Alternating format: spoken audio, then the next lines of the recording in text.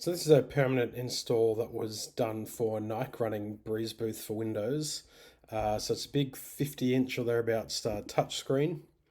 So uh, shoppers in the store could come in and take their photo. But then we additionally had this ability to add branded badges to the print layout. So once the photo was taken, the users could then come up and tap the green button on the top left hand corner, and they could pick from a set of Nike themed stickers or badges. They'd select the ones they wanted, and then they'd drag them onto the image, and they could place them where they liked, and that would obviously save the image save onto the image as part of the final output.